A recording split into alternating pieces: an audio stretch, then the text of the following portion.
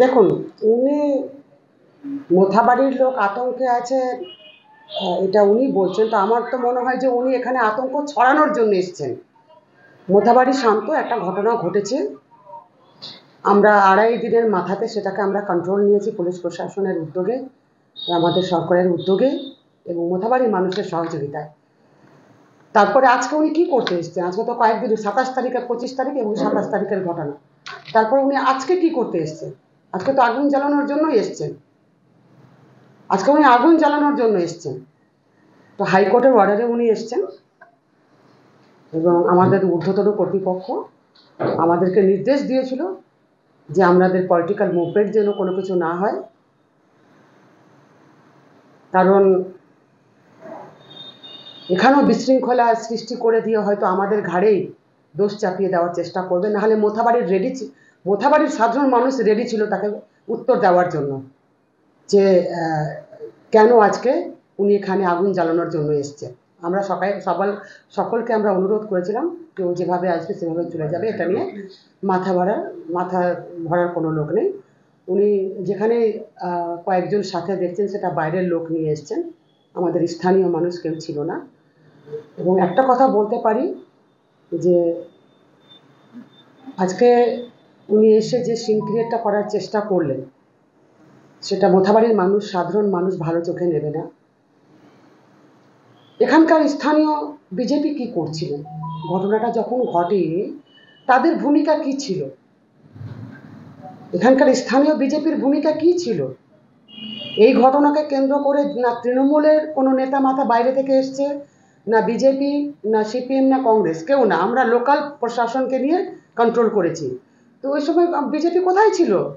ঘুমিয়ে ছিল যখন মোথাবাড়িতে আগুন জ্বালানোর চেষ্টা হচ্ছিল, যে বা যারাই করুক না কেন, কোথায় ছিল?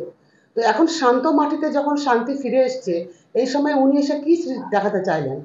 আর আমি দেখলাম যে উনি প্যাকেট দিয়ে বেড়াচ্ছেন।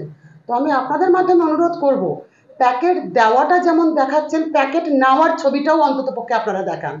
যে উনি যেভাবে মালদার মানুষের কাছে আরও বিভিন্ন জায়গায় প্যাকেট নিতে দেখা গেছে, সেই ছবিটাও যেন আপনারা দেখান, এটা আপনাদেরকে অনুরোধ করব। তিনি বলছেন 86 জনকে আজকে 10 লক্ষ টাকা দেওয়া হলো, টোটাল 20 লক্ষ টাকার ক্ষয়ক্ষতি হয়েছে এখানে।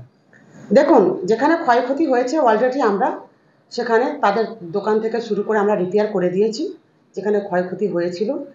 এবং যেখানে যেখানে হয়েছে, আজকে উনি যেটা করতে এসছেন সেটা নাটক করতে এসছেন, সে দিতেই পারেন। ওনার অনেক টাকা নিয়েছেন, সেটা তো কিছু ডিস্ট্রিবিউটও করতে হবে, অসুবিধা নেই তো।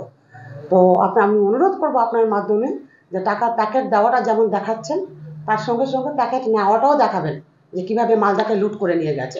এবং মালদার মানুষ আপনারা নিশ্চয়ই দেখেছেন যে কীভাবে প্রতিবাদ করেছে শান্তিপূর্ণভাবে। অন্তত উনাকে কীভাবে প্রতিবাদ করতে হয় এটা আপনারা রাস্তাঘাটেই নিশ্চয়ই দেখে নিয়েছেন যে কীভাবে প্রতিবাদ করেছে। এই ঘটনার বিষয়ে আপনাকে দোষারোপ করছে। দেখুন, আমি নেতৃত্ব দিচ্ছি, কাল তো আমিই আছি। এখানে কাকে দোষারোপ করবে? এখানে তো তৃণমূলকেই দোষারোপ করবে। অর্থাৎ এটা তো হচ্ছে ওদের মানে আইটেম। কারণ প্রত্যেকটা জায়গাতে ওনাদের যে বক্তব্য, বিজেপির যা বক্তব্য, তা তো উস্কানিমূলক। হিন্দু এক হও, হিন্দু এক হও, কোন হিন্দুর কথা বলছেন, কোন সনাতন হিন্দুর কথা বলছেন উনি নিজেই জানেন। আজকে বিজেপির মুখে তো সেকুলারের কথা নেই। বিজেপির প্রত্যেকটা নেতার মুখে আজকে ডিভাইড অ্যান্ড রুল পলিসির কথা। আজকে তো সেকুলারের কথা বলে না, তারা শুধু হিন্দু ভাইদের কথা বলে। আজকে বড় বড় কথা বলে গেলেন এখানে, আমি দেখলাম আপনাদের মাধ্যমে কি বলছেন। এখানে মুসলিম ভাইরা সংখ্যাগরিষ্ঠ রয়েছে আর হিন্দু ভাইরা সংখ্যালঘিষ্ঠ রয়েছে। তো এখানে তাদের পাশে দাঁড়ানো উচিত, হিন্দু ভাইদের পাশে দাঁড়ানো উচিত।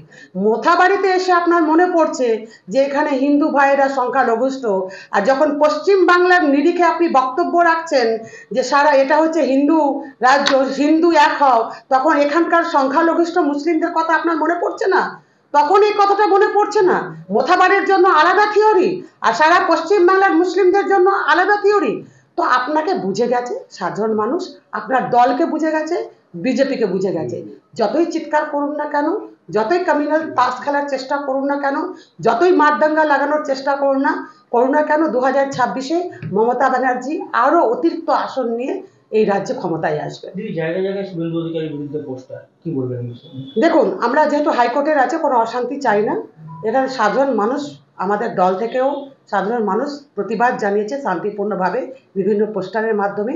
আজকে একটা পোস্টার দেখেছেন 2026 যে অযোগ্য শিক্ষক 2026 যে অযোগ্য শিক্ষক তালিকা, তো সে 2016 সালের এটা ঘটনা। তো 2016 সালের এখানকার অবজারভার কে ছিল? 2016 সালের এখানকার অবজারভার কে ছিল? তাহলে সেই অবজারভারকেই অযোগ্য লিস্ট উনার কাছেই আছে আমি মনে করি। উনি একমাত্র সুপ্রিম কোর্টে দিতে পারেন, মালদার বিশেষ করে, যে মালদার অযোগ্য লিস্টের যে তালিকা সেটা তো উনি একমাত্র দিতে পারেন, কারণ উনার হাত দিয়েই তো হয়েছে। তো উনি ওটা প্লেস করছেন না কেন? তাহলে তো মালদার লোক বেঁচে যায়। তাহলে যোগ্য প্রার্থীরা, আজকে যোগ্য শিক্ষকরা মালদার বেঁচে যায়।